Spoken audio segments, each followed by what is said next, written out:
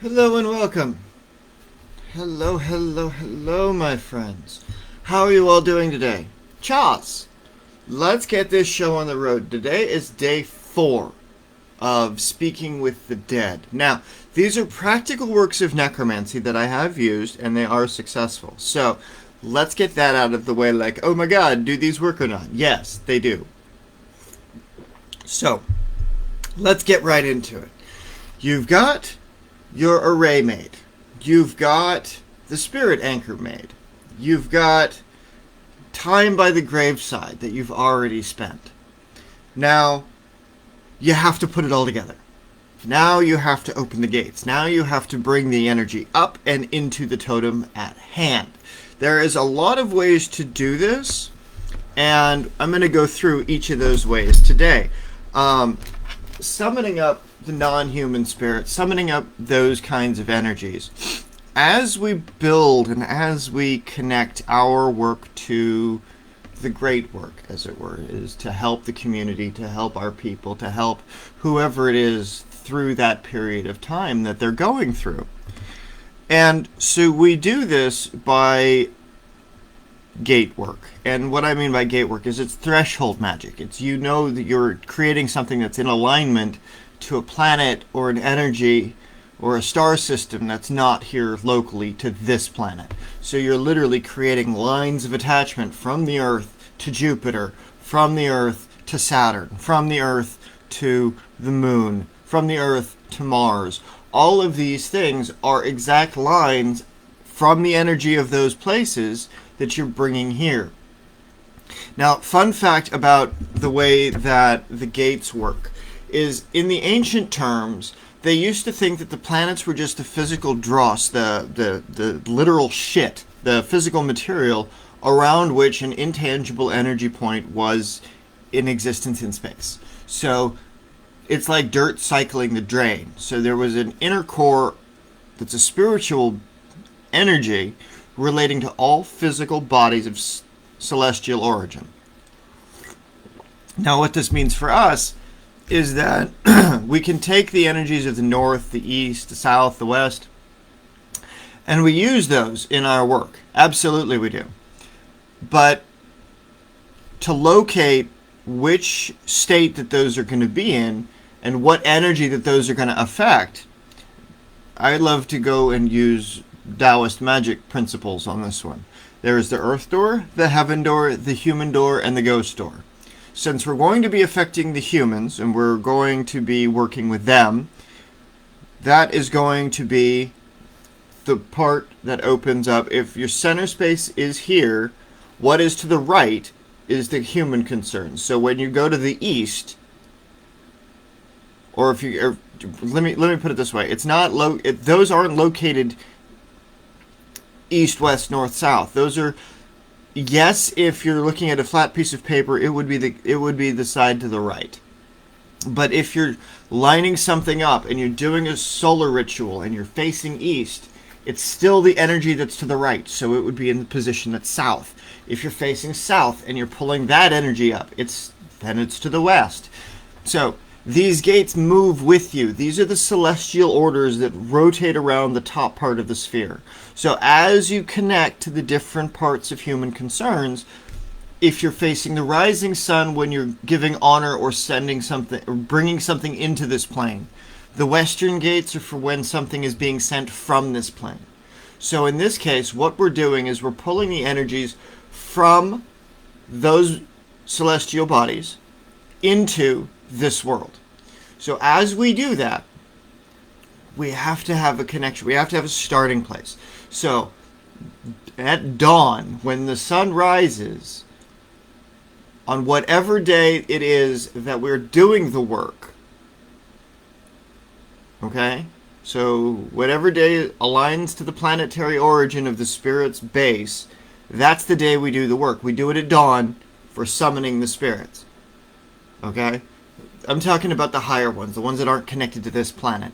If you're going to be doing stuff that summons up the spirits of the dead that were on this planet, face west on that day and call them out from the gates of the dead, because they've already walked on this planet. The ones in the morning have not. those are the ones that have yet to be born, the ones that have yet to come into life. If you're recalling something to life, like most necromancy does, at least these spirit totems do, you face west and then you pull the energy out from the gate and back to earth. Okay? So in that case, when you do it like that and you're pulling from the western gates, you're drawing to you the human doors to the right, so that falls into the northern capacity. So that's, you line it up to the north. But it's to the right of your center of the ritual. Hopefully that doesn't confuse you too badly. So, human door, that's for works concerning behavior and emotions that are internal to the living. Okay? The planetary energies that are going to be in those quadrants are Venus, Saturn, and Mercury. Okay? The ingredients shift depending on what energy of the human door you're working on, like I said. So, for those ingredients, I use, for the sun, I use cassia bark. For the moon, I use mugwort. For Mercury, I use ginger. For Venus, I use jasmine. For Mars, I use European mandrake. For Jupiter, I use ginger. And for Saturn, I use spikenard. Okay? The ghost door. These are going to be the things that open up exactly opposite of that. Okay? So if you've got your ritual that's opening up to the west and you're calling something out of the land of the dead, okay? That's going to be what's to your left. That would be in the southern position. That stuff is for work that governs the behavior and the emotion from ancestral and external changes. So those are what made you behave the way you did, that are in the energy systems and in the energy spectrums that you are relating to. Okay?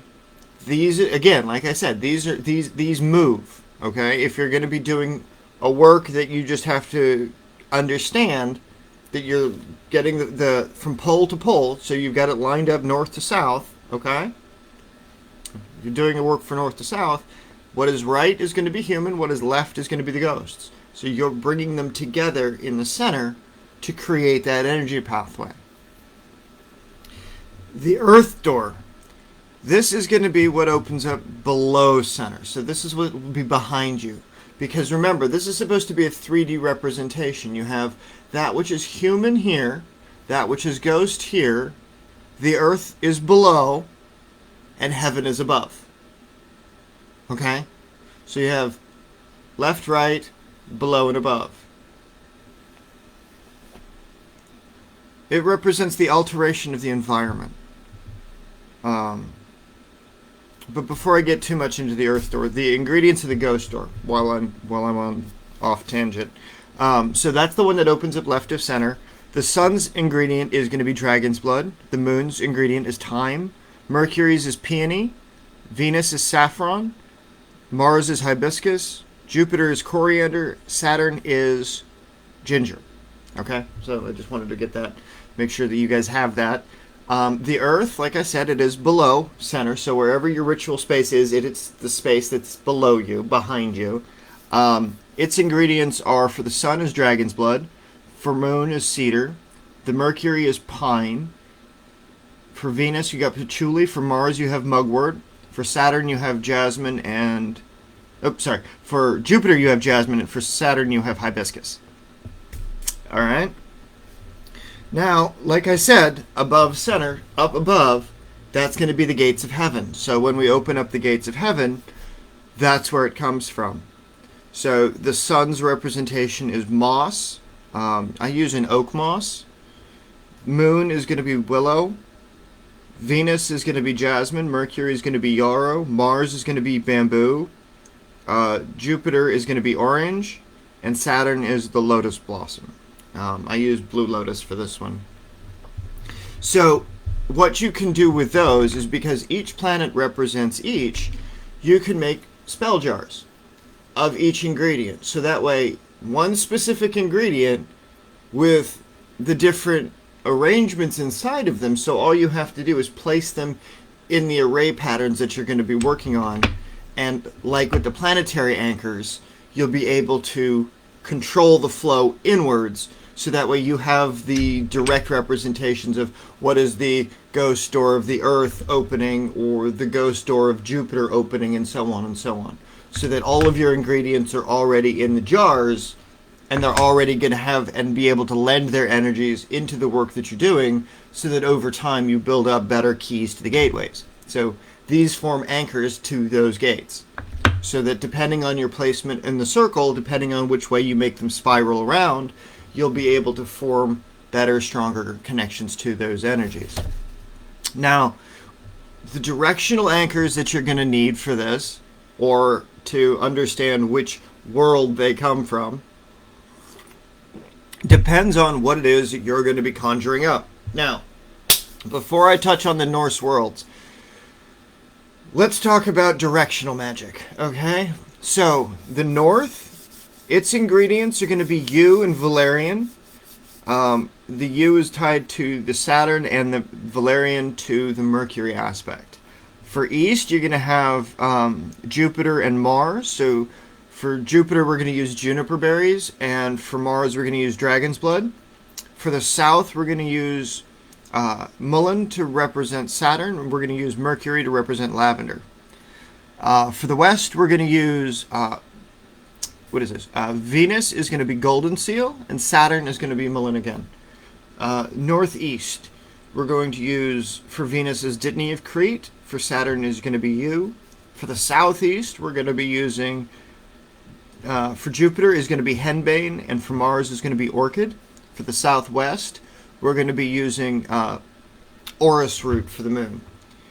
And for the Northwest, we're going to have cinnamon and yang, the cinnamon for the sun. Now, in the center, you can use, what is that? Ash trees or elm trees, depending on if you're male or female. If you want to make an anchor that will be suitable for both persons, just use ash and elm put together in one of your spell jars, and that'll be your center position. So that way, from the ash and the elm tree, you have everything you need. So, you've got your directional ingredients. You've got your herbs. You've placed them around. So you've put the representation in those spaces. Now you're ready to conjure the gates. You know that when you call something, in this case, we're going to be facing west if it's going to be calling somebody from the dead. We're going to be facing east if it's going to be one of the planetary intelligences, because that is the rising sun. So everything starts with the rising sun because it creates the through line of energy, right? If it's going to be an energy of nature, okay? So is it going to be a fairy spirit? Is it going to be a troll? Is it going to be an elf? Is it going to be one of the creatures of the 9 worlds, right? Then you line up north, south, east, west, southeast, northwest, depending on which world those energies are coming from, okay? And I'm going to get a little bit more into that. So, as we go in through all of those, you now have the ability to open up the planetary gates and the points of origin into the dimensional spaces. So, while going through the dimensional spaces and while you are connecting to those different energies, it's difficult to understand kind of what happens when you connect with these kinds of things, because you didn't necessarily come to this information for no reason. So these works that I'm talking about, they blend several different understandings of what the directions do, why they do them. The stuff that I'm talking about is the combination of rune magic, of the Seder paths, of Taoist magic, of shamanism, of witchcraft. It's the culmination of 20 years of work to create one system of opening that balances and blends the beauty of all of the ways of magic, right? All of the different paths, like a giant pathway up a mountain, so that way when we reach the top of our organization, our ritual work, we are creating a singularity so dense that there is no possible variation other than the material magicka that we're working with, other than the physical construct, that what we're doing is going to be as effective as everything else we could possibly do. So, to touch on what the different directions do, okay? So for north, that represents power. Its container. It represents self-sacrifice for higher growth. It represents inherited power, stuff that cannot be transferred, stuff that's inborn into you. The southeast represents forward progression, the family unit, closed society, traditions that are not open to the general public, the unity of the divine twins between life and death, okay? So that's technically the world of the elves. Whereas for the north, that's the realm of the gods. Okay? That would be, in Norse traditions, that would be Asgard. So we have for the southeast the world of the elves, which represents the intellect. We have in the east the world of the giants. Those represent forward growth and primal form. So if you're looking to create a moment of primal growth, then you would again be using the east.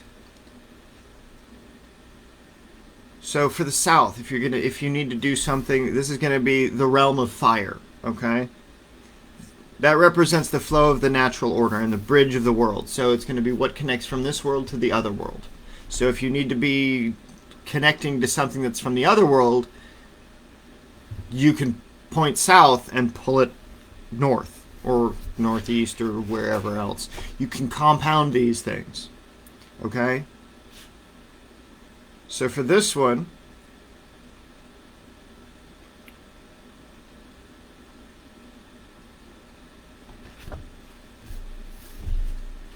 let's see. Did I mess up? Did I tell you something wrong? Yes, I did. I told you something wrong. I said Asgard was the north. No, I was That's northeast. Let's go back and correct that. That's northeast. North itself is the world of fog and mist. So you have south is the world of fire, north is the world of fog and mist, northeast is going to be the realm of the gods. Then southeast is going to be the world of the elves. So world of the gods, world of the elves, world of the giants. Okay? So very important that you watch to this point if you're going to be going through. But the ingredients remain the same. So we have the north, and then we have the northwest. That'll be the land of darkness. So as opposed to the world of gods, we have the world of darkness directly opposed across from it. That represents concentration, resistance, and manifestation. So when we need to call something that will resist the flow of whatever it is we're doing, we can call from the place of darkness to generate something new. In the west, that's the world of nature. So that's where energy flows, patterns, concentrations. That's the old branch of gods that have walked on the earth that need to be recalled to the earth. Okay? So that's the world of nature. And then southwest, so behind us over there, would be the world of ice. That would be the yew tree. That would be guidance through initiations. That would be the world of the dishonored dead. Those that have fallen without honor. Those that have come before and didn't make it to serve the gods. Those that just didn't get the living aspect of the living blood, or the living elevations that connects them to the higher worlds. Now the center would be Midgard, the place between the land of the gods and the fallen world of the dead. That's the primal gift, the cycle of the universe, the divine link that I just mentioned. It's where you get to exist before you go to the realm of the gods if you were dying in battle, or if you were, in this case, dishonored and you just died and you don't have anything that's going to carry your lineage forward. Now, pulling from the directions and pulling from those different states and understanding what represents energy flows on the compass, you can go way more intense than with what I just described, because I do stuff that's northern tribes based. But Taoist Feng Shui goes way more intense. But let's just say that you've got your directional anchors, you've got your planetary anchors, you've got your astrological anchors, and you've got your gate anchors. How do you actually open the gates? What pre-work do you have to do? Well, when you do pre-work for these things, I've included some. I'll include the videos in the group the same way, but opening the gates is a connection. What within you is like that which was that energy that's being attached to you, or to your spell work, or to your pathway of magic? Why do you, what connects you to the thing that you're trying to conjure? In this case, you open up the specific gateway that relates to that particular planet. So if you're doing something for spirits, then you've got Mercury. If you're doing something for life, then you use Venus. If you're doing something for the mind, you use Mars. If you're doing something for Jupiter, you're going to use time. If you're going to do something for the sun, you're going to be calling up on the world of light. The gate of Saturn represents for death. The gate of Neptune is for darkness. The gate of Uranus is for chaos. The gate of the moon is for the phantasmagoria, for the psychic planes. So in the ancient world, you always start with the opening of the gate of the moon. So that way, as you connect to the psychic planes, you're connecting to your physical body, which represents the earth. The moon is your mind. It is the reflection of all things in the universe up here.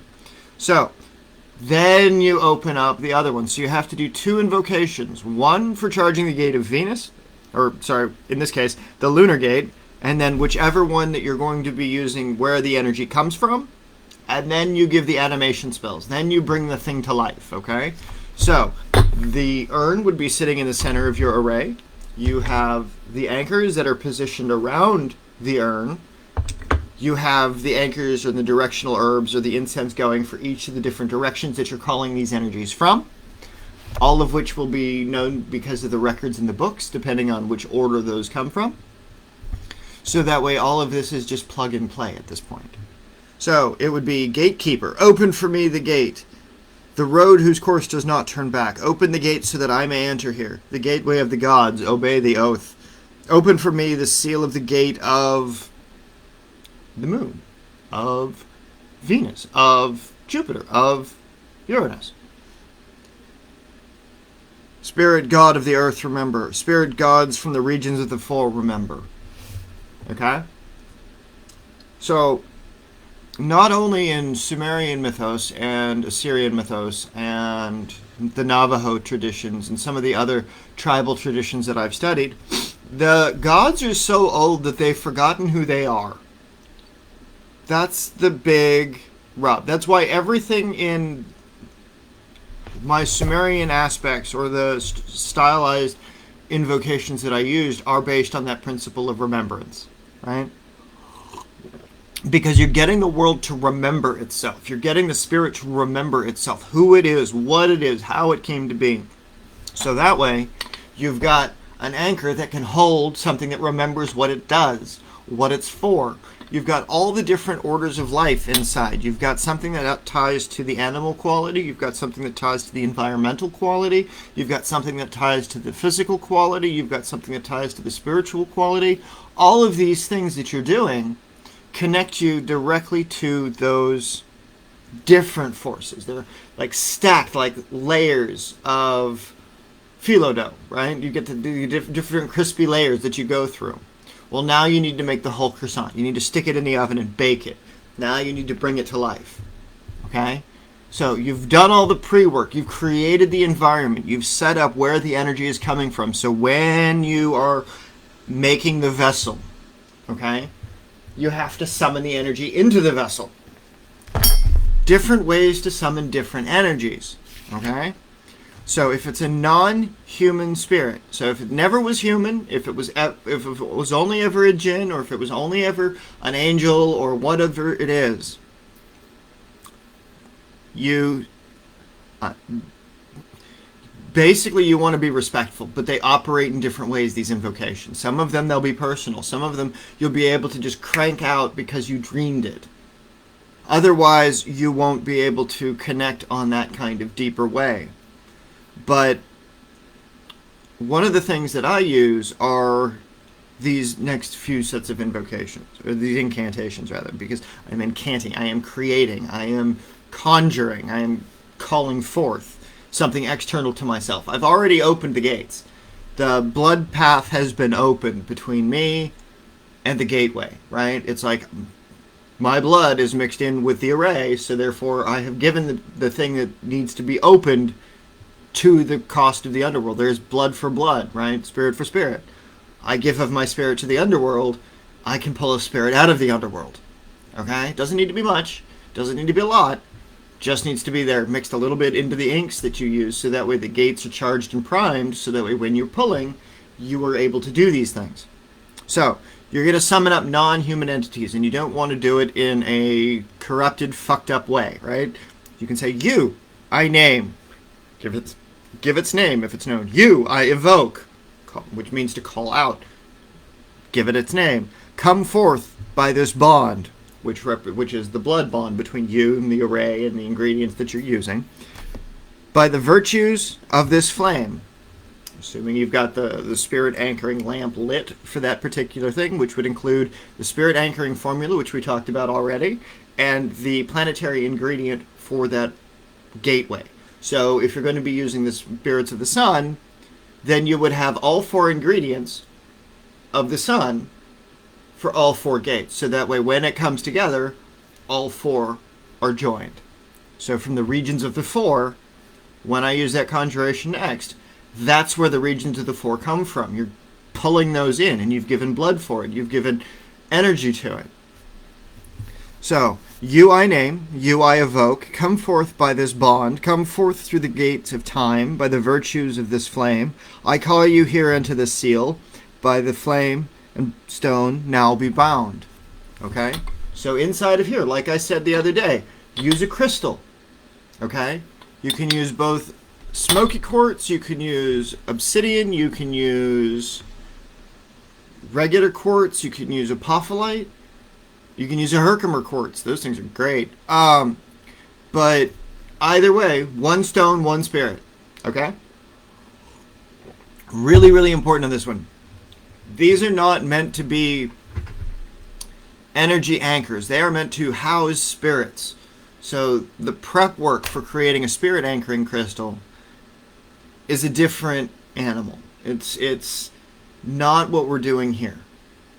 But you're including it as a place of intermediary, so that way you are dedicating that energy, that vibration. The ancients used to believe that crystals are the compressed form of light. They're the physical representation of light on this planet. So when we use a crystal, that light is going to be the beacon that shines to that spirit, so that is the only thing that comes when we use that light. So it's like holding up a flame that's only meant for one. This is the ritual by which we can do that. For non-human spirits, so you're calling back the dead, somebody who was alive, okay? The conjuration I use for that is light come forth and set the way, here from your place to visit, not to stay. Light of heaven that shines upon all, do not ignore, come swiftly to the call.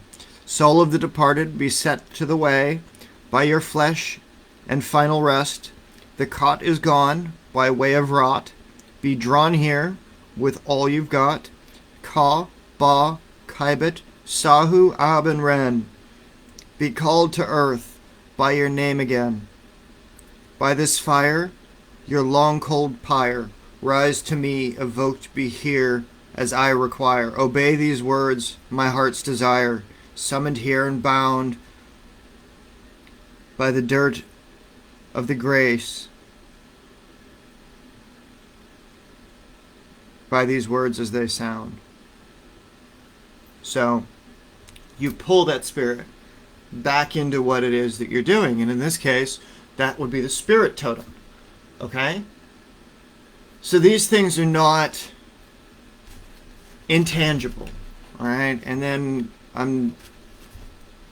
to break it down a little bit, the different aspects of the human body, there's 9 different aspects of the soul according to the Egyptians. Each one of those relate in turn to a different aspect of either the mind or the ability to communicate with the spirit world or the multitudinous form that you are able to go into the animal life, go into the tree life, go into the spiritual life. You can divide out the body and you can specifically fragment the self, and this recalls all 8, whereas the cot is the body. This becomes the body. You bind the other 8 to it. So that way all 9 are joined again, and you have the intermediary of the soul. Now that you've got to this point, you'll have all of the energies that you need in order to be able to bring these things out.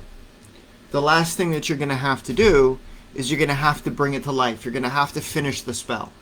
Okay, so how do you finish it in this case is you make a conjuration, okay, of animation. Now, there's different stages of animation. You've got the animation that prepares the vessel to receive all of these things. Then you've got the animation of the vessel itself and union with the conjured spirit. So we've already created the vessel, okay?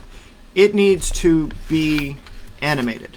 It needs to be able to receive the energy bodies. Okay, so you're making your summons of the energy into the space with either the conjuration of the human or the non-human spirit. Okay, so then on page, this is where it gets fun. So you are in the grimoire on page 266. So in big red, so in this one, on page 266, there's the creation of the spirit objects. Okay. There's the summons of power, but that's not all that you need. That's asserting your authority. What is your authority to create the spirit totem? Okay? You've opened the gates. You've already crossed the way. You don't need to use that particular invocation. You need to use the one on page 259. I summon forth the forces that created the world by the balance of all things. I summon within the force of life that is inherent in all things. By the vital breaths, I give the vital breath to thee. I draw the consciousness of the source. I draw in the very life of nature. I draw in the very essence of the source. I breathe upon thee the breath of consciousness. I breathe upon thee the breath of life of nature. I breathe upon thee the 3 vital breaths that you are conscious of all things. In your need to fulfill this task, I give to you. Name the reason why you've summoned it. You are to be of the natural order of this world. Complete all tasks for which you were created. You were given purpose and mind for the task alone. Rise now and be of the essence. Complete what I have set for you. Okay? That gives, as you breathe your words, that associates your words to those powers. Okay? And then you finish the spell.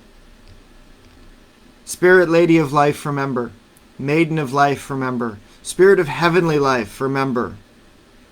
Hear this powerful summons in the regions of the four, through the rites of the Mistress of the Netherworld. Open the gate so that I may enter from the land of well-being, earth, air, fire, water. From the house where the wind of life is breathed in, hear this summons. Come unto this lifeless mass of clay. Bestow upon this clay that which is life. Give this clay the life breath. Spirit Lady of Life, remember. Spirit Maiden of Life, remember. Spirit of Heavenly Life, remember. So you have those. You've done that. Now, you use the summons power. Now, You've already called the three ladies of life, the maiden, the mother, and the crone aspect, the feminine, right? The primordial mothers in this case are the womb of all creation.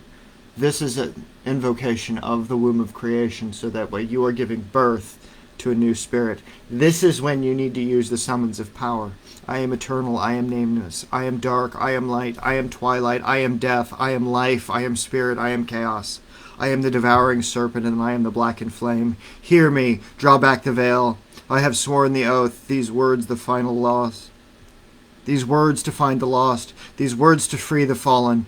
Hear me, those outside of time, as I part the space. Hear me, blooded souls, dragons of the first forgotten, monsters of the void. Throw wide the gate, through the darkness, through the void.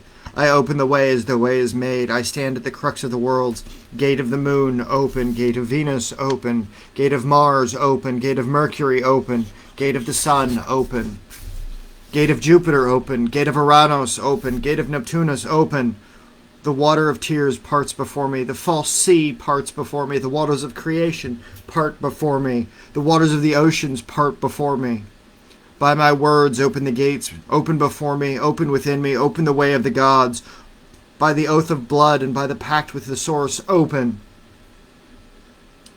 So you've already conjured all of the things necessary to be able to pull off the power required by that conjuration.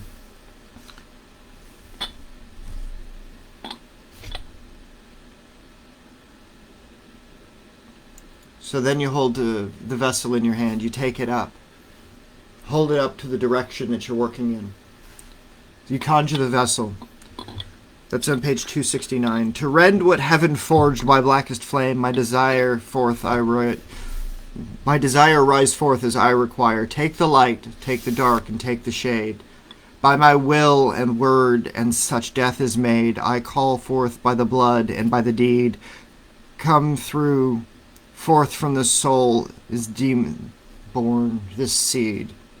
Now, in this case, Daemon born is the archetypal spirit guide, not an evil one. Come forth, Daemon rise, forth present in truth before my eyes. No foulness, horror, or deceiving lies, bound to my will for eternity. Into this vessel I now command. Serve in all ways as I require. I bind your essence by the darkest fire. So, that last line of the darkest fire, I was doing the Clipothic Path workings, so that might not work for you. If you didn't meet Aramon, if you don't know those energies, you can omit that last line. That's for the people that have gone through the mentorship programs that I offer. That's for the people that go through the other stuff that I teach on, so that way they have the rights to be able to do that. It's a lineage transmission that I've been establishing with other magicians for years. So for you, when you're working in these books, you don't use that conjuration. You, wherever it says priest of the dark fire or the priest of flames or whatever it is, don't use that for you. Use that unless otherwise, don't use that. Like, just don't worry about it. This book was written for my students, so this is how non-students get to use that. From the bonds now rise to me, to the tasks which I will command of thee. Return to this world, yet bound eternally, right? You're still holding this. You're conjuring the spirit. You're summoning the spirit into this, okay? Now you need to return the spirit into this, because you've got all the energy floating all around you. By the eternal bonds, return what hence has gone astray. Return to this vessel as I command. Obey. Hold it aloft, right? And what you should feel is an inversion of the energy as everything pulls into the spirit totem that you've created. So you have all of the energy that's ambient and free, and you are pulling it directly into the form. You are trapping it in there. You are containing it in there, so that way you can move on to the next page, which is the seal of the spirit. I bind the spirit by the seal of the spirit. That which slumbers, now be bound. That which is awake, now be bound unto the ending of time. I bind the deepest essence to this place outside of time, in this place of its very own. Okay? Meaning, this is its own place. This is its own space outside of time. It exists whenever you need it to. Otherwise, the energies are intangible and it doesn't have a place that it exists in the dimensional space between here and the void. It just isn't until you need it. It's like turning on a computer. I command by the blood fire. I command by the black fire. So these are the two things that you don't need to do.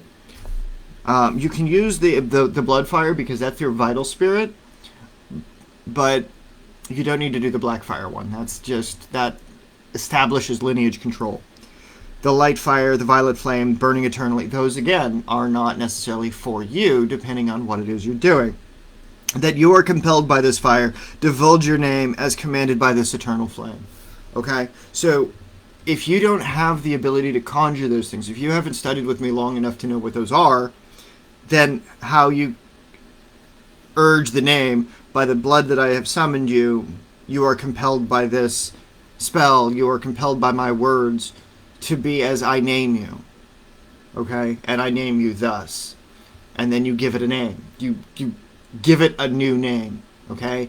You go through and you build it a name based on all of the ingredients, all of the spells, all of the herbs that you've studied, because you now know where those things came from. But you now know also that the vowels are in relation to those things. So you might start with the spirit of Zipar, right, in the case of what I did with Guy, but by the end of it, you've got a compound spirit that's greater than just Zipar, or just the four guardians of Lucifer, or just the four states of the heavens, or just it's something else. It's the union between the heaven and the dead. Okay? So the name will come to you in time. Or you can be able to build it depending on how you structure the consonants of the primary planetary involvement and the spirit of the vowels that move between. So its name might look like just consonants, just a string of consonants. But when you say it, how you inflect that spirit of the vowels that connects those words depends on what happens next. Okay? Now, the next part is the final part, okay? So this is the very best of all of the work that you were doing. This is the culmination of it. You have gone through and you have named the spirit. You have sealed the spirit to the object which you're holding. Into this vessel I hold at hand, removed from this and all the other lands.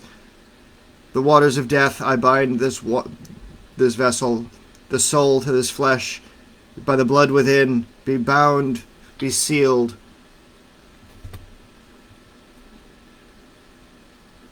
As death entwines your essence and soul, I here do bind. Simple words. Profound. Profound. So, creating spirit traps, creating spirit totems, it's, again, this stuff, what I've said works. It's not something that you do and you undertake lightly. This is the real deal, folks. This stuff works fucking gangbusters when you use it to serve people, when you use it to help. Don't abuse it, because those bonds can be severed. What you might wind what you set up eternally. Okay, if you bind a spirit to your blood, and you have kids, then those kids can summon the spirit. Then you get a lineage guardian. Then you get a house spirit. Then you get the equivalent of the Loa that guards your house, right? It's the ancestral spirit.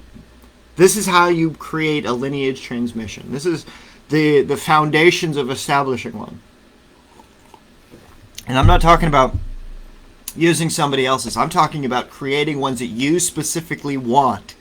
The ones that you specifically build to suit your own needs. Because, like, for me, I was adopted. I didn't know my lineage. I didn't know who I was outside of what my adopted parents did, right? I didn't have connections to any of the ancestry or any of the DNA stuff, because at the time when I started 20 plus years ago, that stuff didn't exist, not in the way that it does today.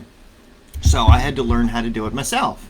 So this is how I did it. This is how I do it from other people and myself. So like if somebody comes to me and they ask, can you make me a guardian spirit? Can you give me something that will be uniquely my own that I can use in my practice, that I can use to help and to facilitate that help in other useful and varied ways? This is the entire ritual.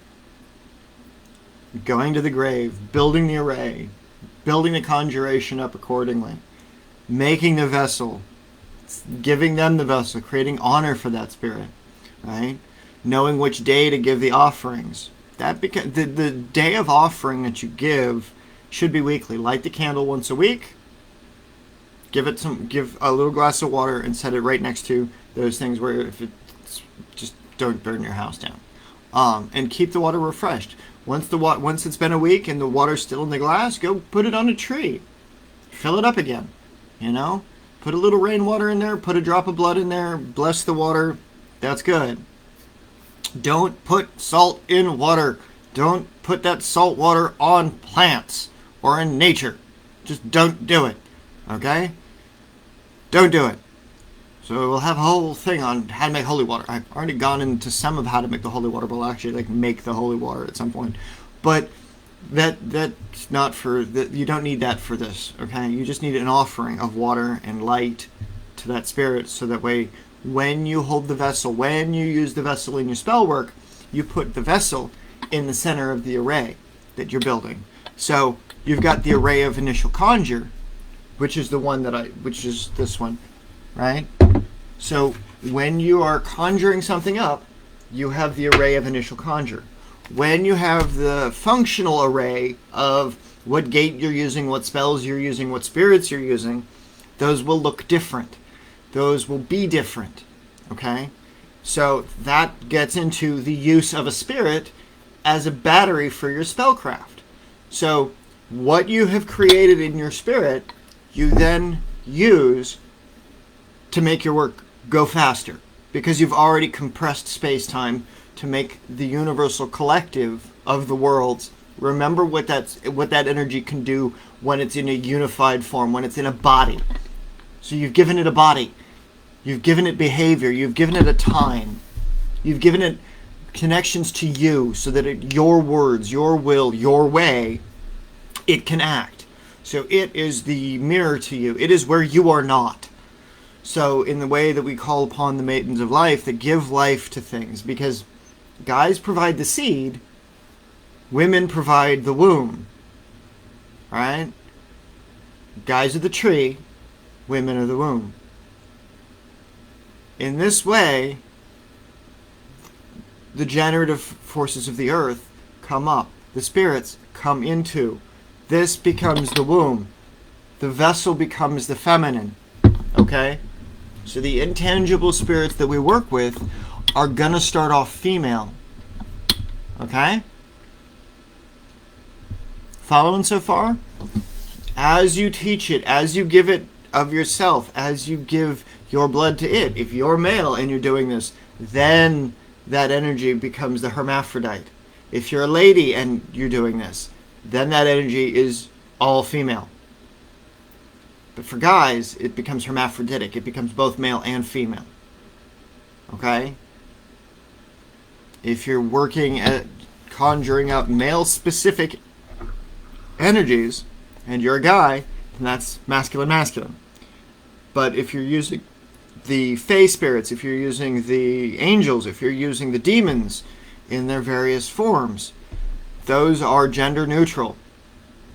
Unless history says otherwise. Unless thousands and thousands of magicians can tell you this is a masculine energy, this is a feminine energy. Well, when I interacted with the spirits, they're both. Because it's the energy where they are not, but at the same time they are. So please, if you have any questions in regards to summoning up these spirits and summoning up the compression and the reality of what it is that I just talked about, reach out. Like this is what I do for clients. Like this is building up these spirit urns, building out these foundations for people. This is what I do. This is what I love to do. And if you want something like that in your life and you don't want to go through all the work of sitting by the grave or building the array or building the spirit urn or making the conjurations, then that's absolutely fine. You know? Absolutely fine. But if you want to get the benefits of being able to do it, it's an involved process. This shit takes time. It's not just about the herbs. It's about the connection to the earth. It's about the connection to the spirits. Understanding where the regions of the four are. So that way you have all of the working knowledge that you need in this video and in this video series to be able to pull these things off. So I hope you are safe in your practice. I hope that you don't burn anything down when you're giving offerings to the spirits or when you're creating these vessels. But remember, you're creating something that's external to yourself.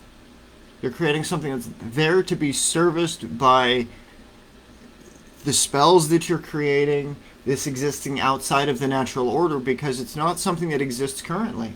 You're creating it. You are acting as a creator god of these energies, right? So you're responsible for them.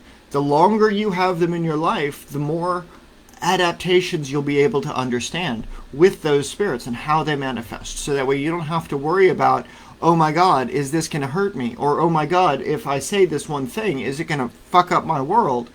It's like in the beginning, unless you know already the depth of your words and what words have effect on you, then yeah, that will probably fuck up some shit. So going deep on these things, getting into the nature of how these things are doing, is the exact method by which you can create a spirit anchor. So that way you can have an ally in the spirit world. So you can use it as a guardian. You can use it as a threshold keeper. You can use it as your own personal hymnal. Right? So the one that opens the bridge between this world and the other worlds. You have created that because you have taken the time to pull that energy in. And you have done it without violating any tradition. You have done it without violating any spirit. You have done it for only the purposes of personal growth and development for whatever it is that you need it to be. And therefore, you're not violating unity. You're not violating your unity because you're not going to do anything that's outside of your nature to do. And if you understand that what is in your nature to do is also within the nature of the thing because you've given it your blood, you've given it your being, it is a connection to you. It is an extension of you. So you and it are connected. It's your cousin. It's your twin. It's your alchemical state, right? It is the divine twin of the primordial Mercury. It is the immortal aspect of what you are because it will exist regardless of if you do, right? It exists independently of you, but it also exists because of you. So you are its parent, you are its twin, you are its relation. But it isn't you. It's where you are not. So it becomes an intermediary to the divine. It becomes an access road through which you can connect to the other elemental forces. You can include it and many others in your work and create multiple summonings. You can create multiple vessels of conjuration. So that way as you do the work in form, you're able to develop these things. You're able to pull these things out. You're able to create from your words, from your relationship to the energies, to the compounding of the vessels, to the creation of the gateways, to understanding the flows of power. Everything is a step that you have done, and by the time you're done, the vessel exists whole and complete. So, that's it for today's video. I hope that you have a fantastic afternoon and a very happy time conjuring. There's one more day to the challenge left, and that will get into some of the do's and don'ts of dealing with the spirits. So, I hope you have a fantastic day. Stay safe, my friends. Until then.